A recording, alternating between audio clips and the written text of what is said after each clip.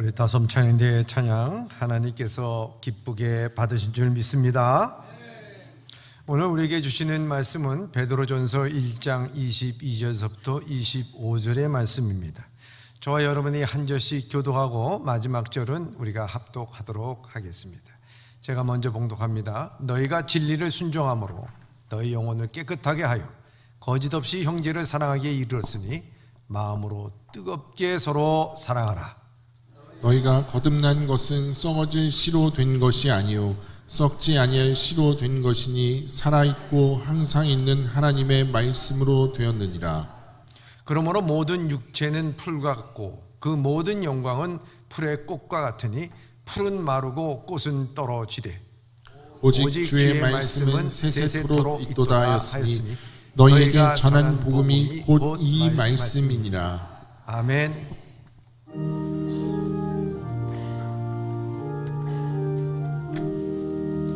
사랑합니다.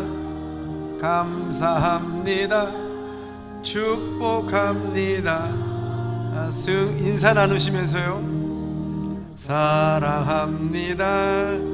감사합니다. 축복합니다.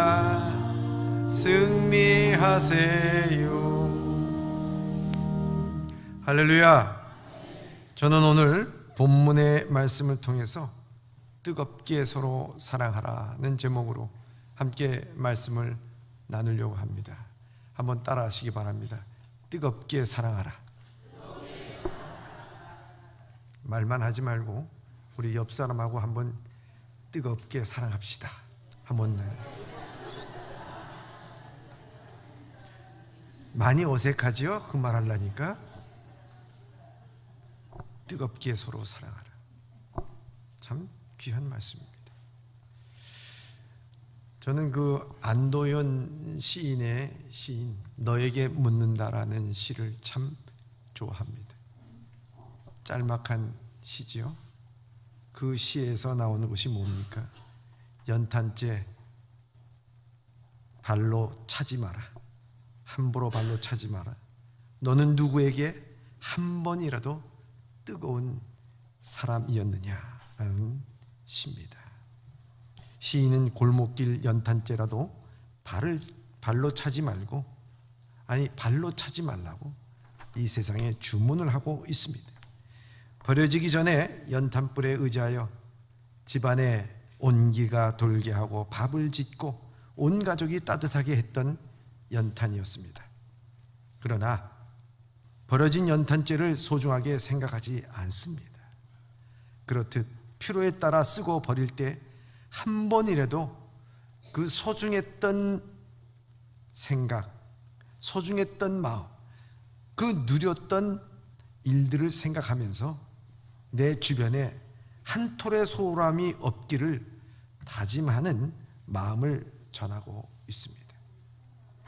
어머니의 사랑이 그렇고요, 친구의 사랑이 그렇고 부모의 사랑이 그런 것입니다. 너무나도 우리는 당연하다고 생각해서는 안 된다는 것입니다. 사랑하는 예봄의 성도 여러분, 저는 우리의 신앙이 소홀해지는 것도 사실 근본적으로 그 원인을 따져보면 식어진 사랑이 아닌가 생각이 되어지는 것입니다. 어쩌면 주님을 향한 뜨거웠던 사랑이, 그래서 우리가 앞뒤를 가리지 않고 봉사하고 섬기고 즐기고 기뻐하고 하루하루의 삶이 너무너무 소중하게 느끼면서 살았습니다. 그러나 연탄재와 같이 식어버린 사랑은 우리의 봉사가 짐이 되고 비전이 냉소가 되고 감사함이 계산되지 않는가 하는 생각입니다. 오늘 베드로 사도는 우리에게 이렇게 말씀합니다. 마음으로 뜨겁게 사랑하라. 마음으로 어떻게 사랑하라고요?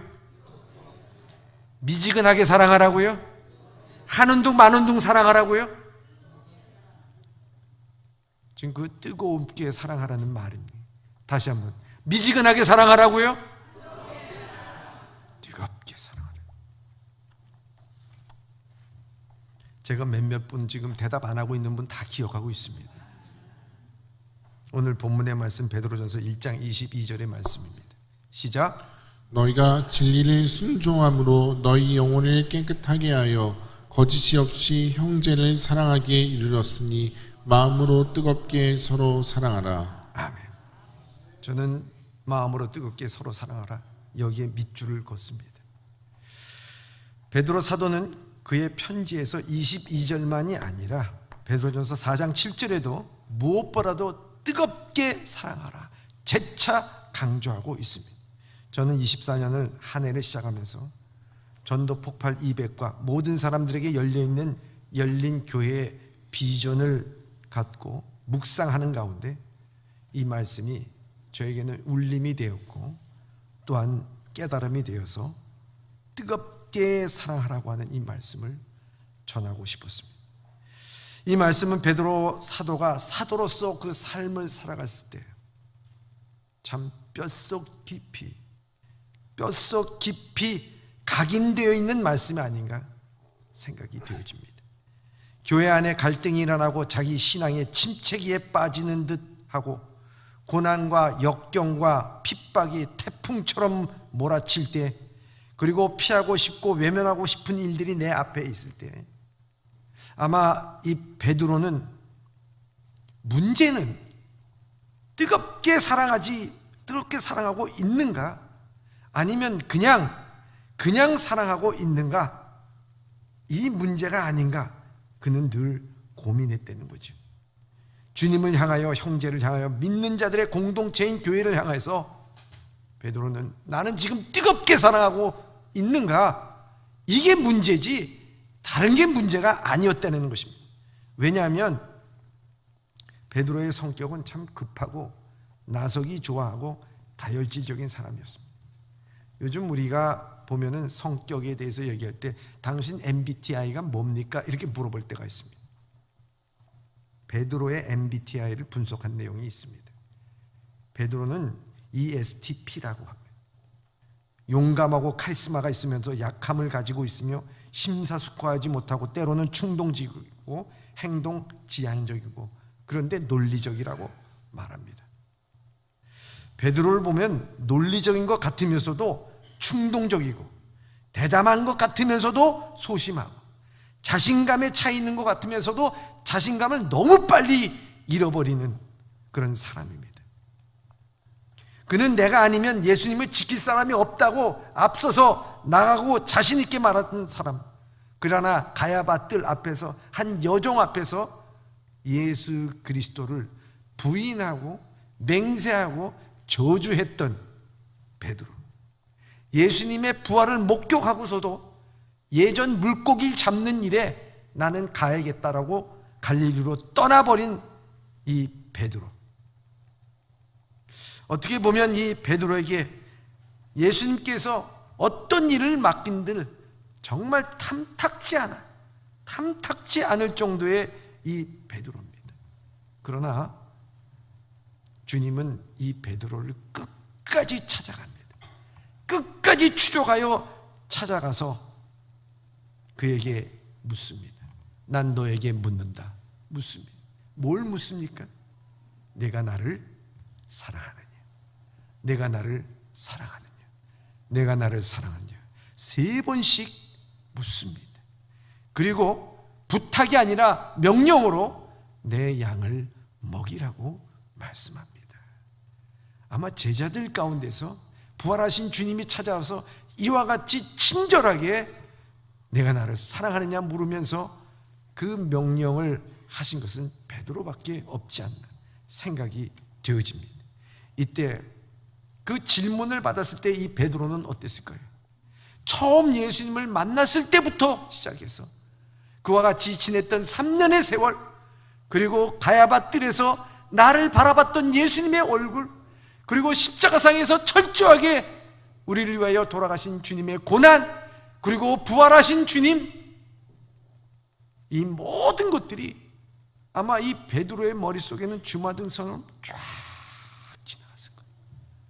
그러면서 자기가 배신하고 자기의 상처가 있음에도 허물과 아픔까지도 사랑하시는 예수님을 다시 한번 생각하면서 내가 나를 사랑하느냐, 그 말 한마디, 그 세 마디에 이 베드로는 완전히 무너질 뿐만 아니라 그는 뜨겁게 주님을 사랑하게 됩니다.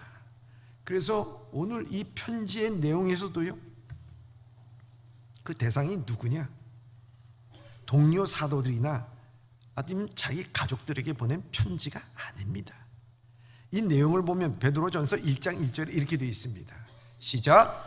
예수 그리스도의 사도 베드로는 본도, 갈라디아, 갑바도기아, 아시아와 비두니아에 흩어진 나그네. 아멘. 아시아에 흩어진 나그네들에게 편지를 쓴 것. 왜 흩어졌습니까? 정처 없이 살아가는 나그네로 되었습니까? 여기 흩어졌다라고 하는 이 단어는 이스라엘 백성들이 바벨론 포로 기간 동안에 디아스포라라고 할 때 그 말을 똑같이 쓴 겁니다. 다시 말하자면 바벨론 포로에 의해서 흩어진 유대인들. 여러분, 자기가 고향 떠나고 직업 떠나고 자기 친척 떠나서 이민 간 건 아닙니다. 노예로 끌려간 거예요. 물서르고 낯설고 피 한 방울 섞이지 않는 그곳에 가서 고생하는 그곳에 가서 흩어진 유대인들. 우리나라 까레스키아 있지 않습니까? 저 연해주에 가서 나라가 망한 바람에 흩어졌던 까레스키아, 똑같은, 얼마나 많은 고생을 했는지 모릅니다. 그 백성들을 의미한 것입니다. 나그네, 잠시 머물다 여행을 목적으로 하는 나그네도 있지만, 그러나 이 나그네라고 얘기할 때 그것은 바로 정처 없이 가야 되는, 지금 말하자면 난민입니다. 난민. 그래서 다시 말하자면 아시아에 흩어진 난민들이요, 아시아에 흩어진 사랑하는 성도 난민들이요, 이렇게 말하는 것 똑같은 것이라니. 그렇기 때문에 베드로전서 1장에는요 많이 나오는 것이 뭐냐면 시험, 연단, 고난, 연단 고난이 7번, 11번 이렇게 나와요. 지금 참 지지리도 고생하는, 난민과 같이 고생하는 그들에게 있어서 그 상황을 염두에 두고 이 베드로 사도는 글을 쓴 것입니다. 사도들 시대의 로마 제국은 기독교에 대해서 대체적으로 관용적인 것처럼 보였지만 그러질 않았어요.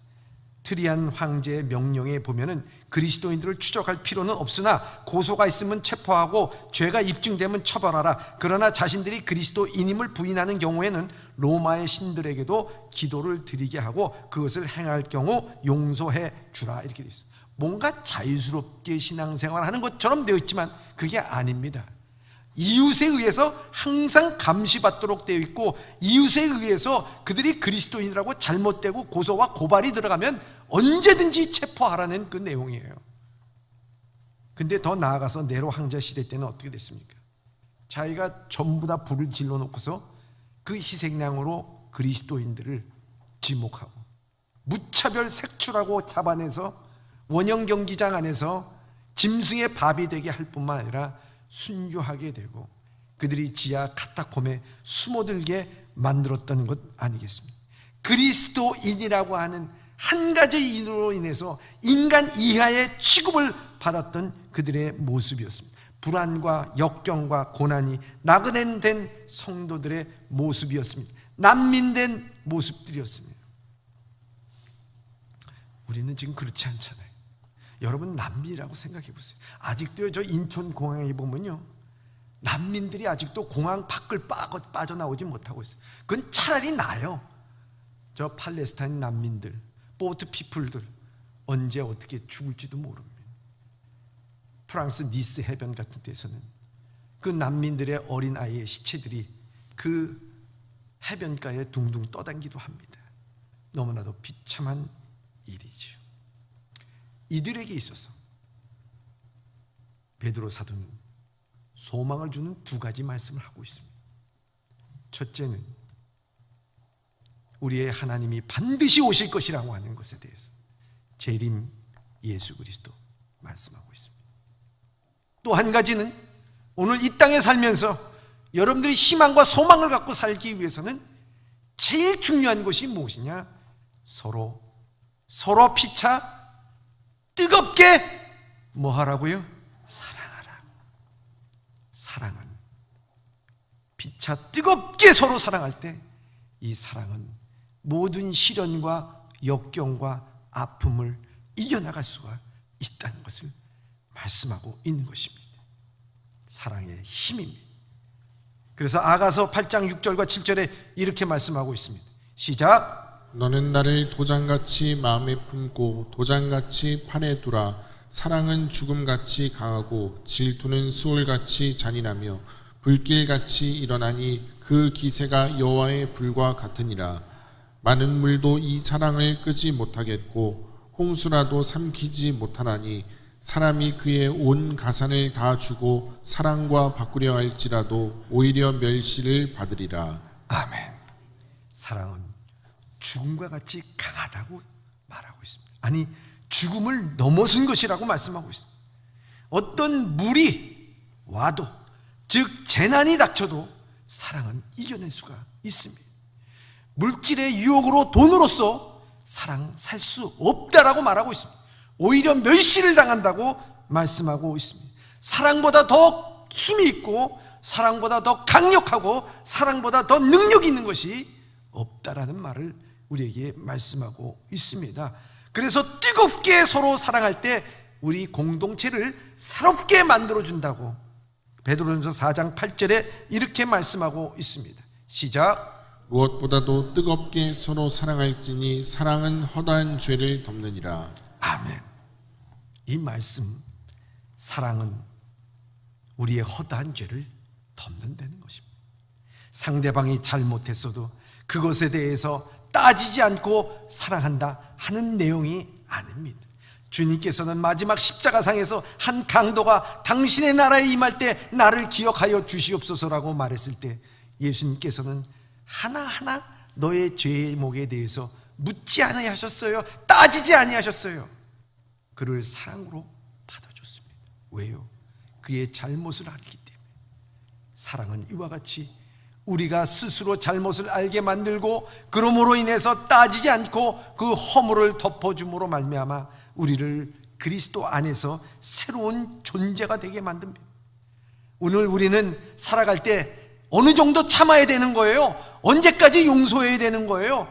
여러분, 우리가 참는 것에 대한 정도, 용서해야 되는 정도, 이게 문제가 아니고요, 내가 얼마나 뜨겁게 사랑해야 하는가가 문제라는 거예요. 내가 얼마나 뜨겁게 사랑하고 있습니까? 뜨겁게라는 말은요, 열렬히, 열심히, 간절이란 말.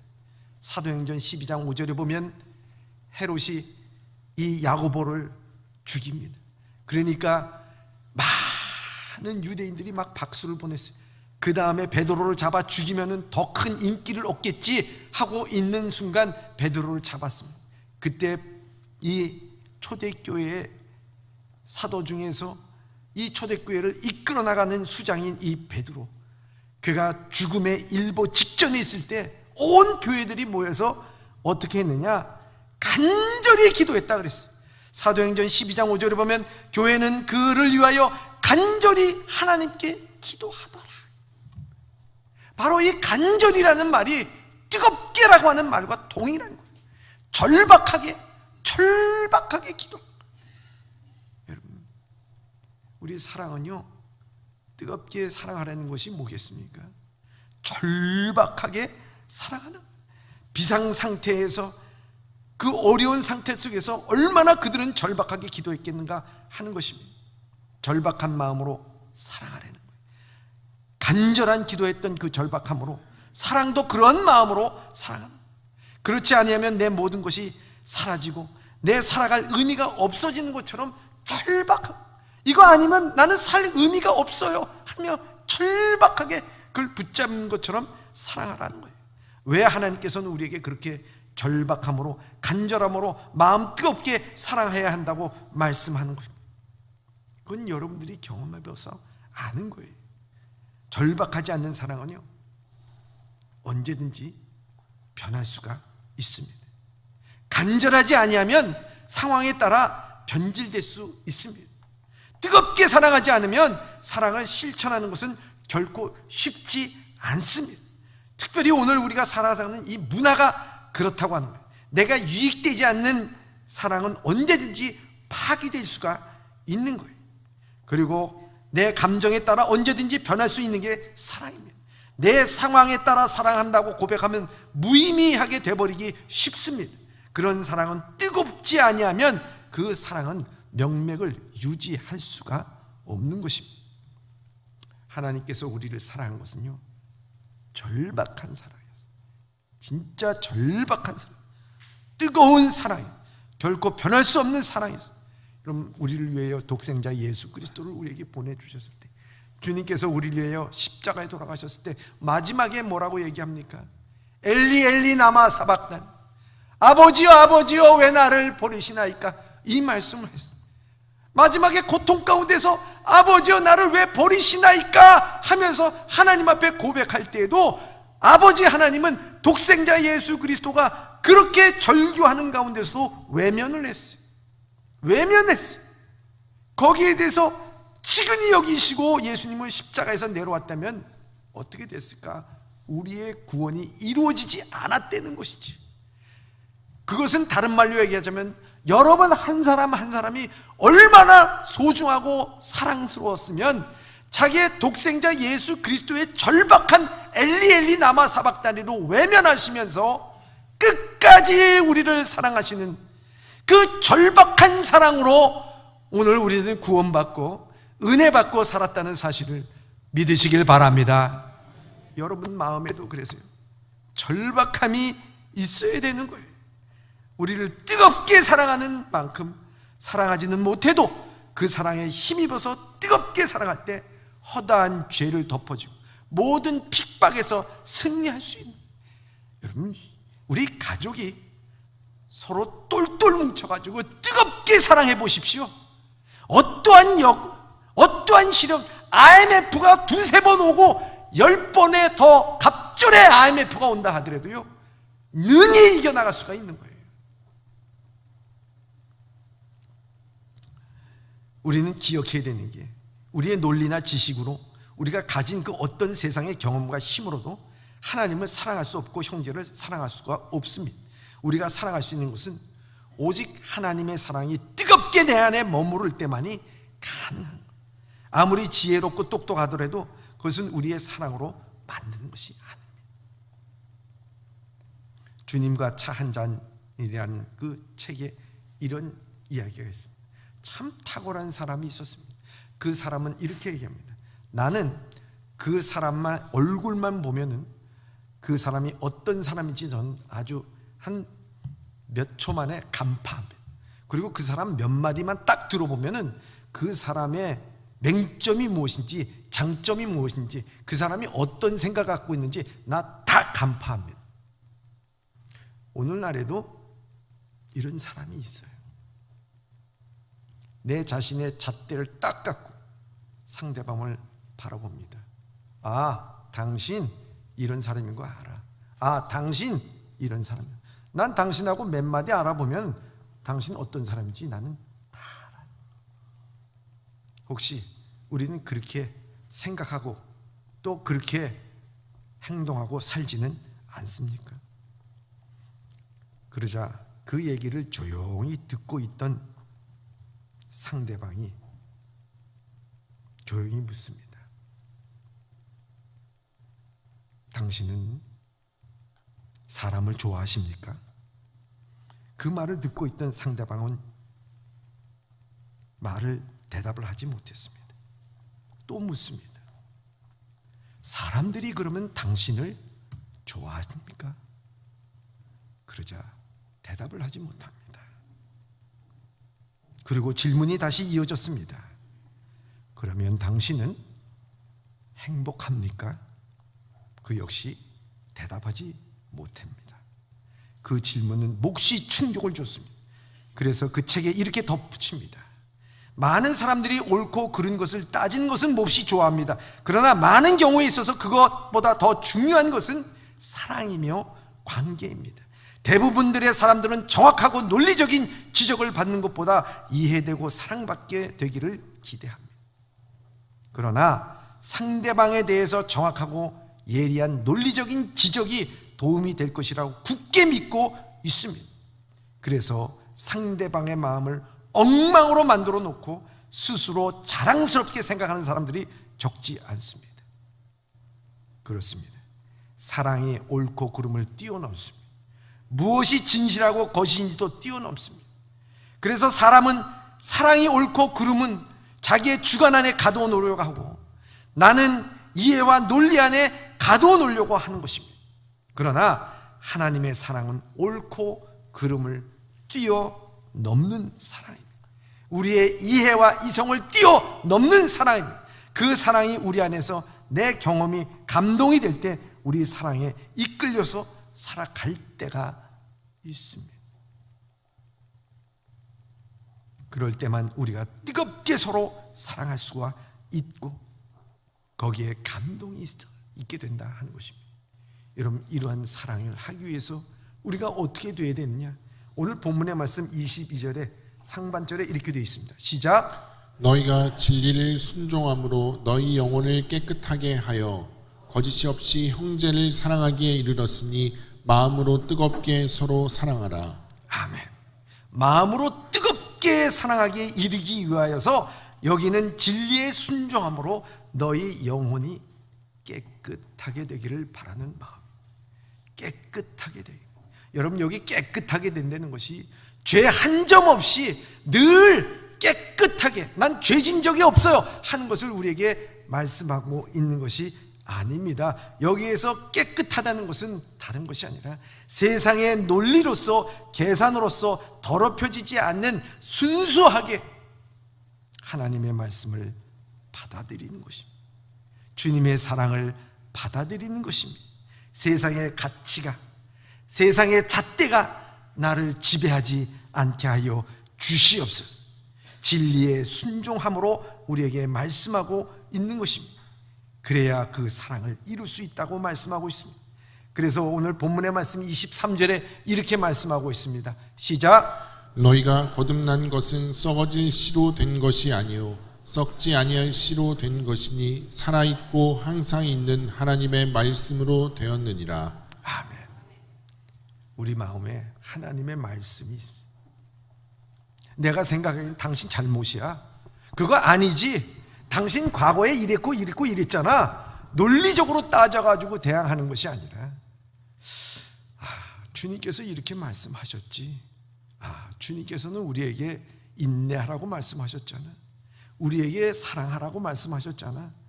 70번도 7번 용서하라고 그랬잖아. 내 말이 너희 안에 거하고 너희가 내 안에 거하면 무엇인지 구하는 대로 이루라. 그러면 이루라고 주님께서 말씀하셨잖아요. 이 말씀이 우리를 지배할 때, 주의 사랑이 우리를 지배할 때, 그것이 우리로 하여금 변화된 삶을 살게 하고 뜨겁게 사랑할 수 있게 만든다는 것을 말씀하고 있습니다. 여러분, 2차 세계대전 때요, 세계대전을 승리로 이끈 영국의 수상 윈스턴 처칠이 한 유명한 말이 있습니다. 기자가 이런 질문을 했습니다. 당신처럼 존경받는 인격을 갖추려면 어떻게 해야 됩니까? 물어보니까 그분에게 얘기합니다.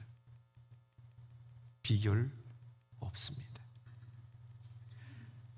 비결은 없습니다. 상대방이 미소 짓게 만들길 원하면 당신이 미소를 지으십시오. 상대방이 당신에게 관심을 갖기를 원하면 당신이 먼저 관심을 가져주십시오. 상대방이 당신에 대해서 칭찬하기를 원한다면 당신이 상대방에 대해서 먼저 칭찬하십시오. 간단합니다. 비결 같은 것 없습니다. 자신을 돌아보는 것이 중요할 뿐이지요. 여러분, 뜨겁게 사랑한다는 것, 내가 베푼 그 사랑이 내게로 돌아올 것을 기대하며 사랑하는 것이 아닙니다. 내 가슴이 뜨겁기 때문에 사랑하는 것입니다. 오늘 내가 주님의 사랑으로 관심을 보이고 미소를 지어버리며 칭찬하면서 뜨겁게 사랑할 때 그 사랑은 우리가 뜨겁게 우리에게 돌아오는 것이라 하는 것입니다. 지금 내 깨끗한 영혼 안에 머물러 있기에 사랑하지 아니할 수 없는 사랑이라는 것입니다. 하나님이 사랑에 감동될 때만 할 수 있는 것이 바로 뜨겁게 서로 사랑하는 것입니다. 내가 되돌려 받기 위해서 이기적인 생각을 버려야 되는 것입니다. 내가 먼저 사랑한다는 것을 보여주라는 요구를 해서도 안 됩니다. 사랑은 언제나 내가 먼저 해야 되고 내 가슴에 있는 하나님의 사랑을 먼저 나누어야 된다 하는 것입니다. 프랑스의 유명한 미술가 조르주 루오라고 하는 작품이 있습니다. 거기에 작품이 뭐냐? 의인은 향나무처럼 치는 도끼에도 향을 묻힌다라고 하는 그 제목의 판화가 있습니다. 거기에 이 판화는 시편 51편 첫 구절인 주여 불쌍히 여겨 주시옵소서, 그 제목이 하나입니다. 그 판화 아래 쌓여 있는 것은 뭐냐? 의인은 향나무처럼 치는 도끼에도 향을 묻힌다는 것입니다.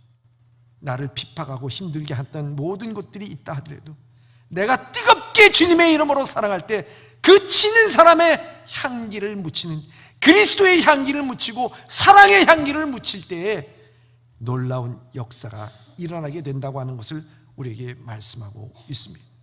마음으로 뜨겁게 사랑하라. 우리에게 마음에, 우리의 가슴에 우리에게 베푸어 주신 하나님의 뜨거운 사랑을 깊이 경험하라. 사랑하는 예범의 성도 여러분, 오늘의 여러분들의 문제는 물질이 없어서가 아닙니다. 저 사람이 순종하지 않았기 때문이 아닙니다. 내 말이 통하지 않았기 때문이 아닙니다. 정말 우리들의 문제는 그리스도의 사랑이 뜨겁게 우리 안에 있어서 형제를, 자매를, 아내를, 남편을 뜨겁게 사랑하지 못한 것이 문제인 것을 깨닫고 오늘도 그리스도의 사랑으로 뜨겁게 사랑할 수 있는 우리 예범의 성도들이 다 되시길 주님의 이름으로 축원합니다. 기도하겠습니다. 사랑의 하나님, 나의 신앙을 위협하는 것은 상처 주는 사람이 아니라, 과중한 업무가 아니라, 물질이 없음이 문제가 아니라 뜨겁게 사랑하지 못한 나의 모습임을 깨닫게 하여 주시니 감사를 드립니다. 주님, 나를 절박하게 뜨겁게 사랑하였듯 우리도 주님을 뜨겁게 사랑하게 하시고 내 주변의 사람들을 뜨겁게 사랑하게 하여 주시옵소서. 예수님의 이름으로 기도드립니다. 아멘.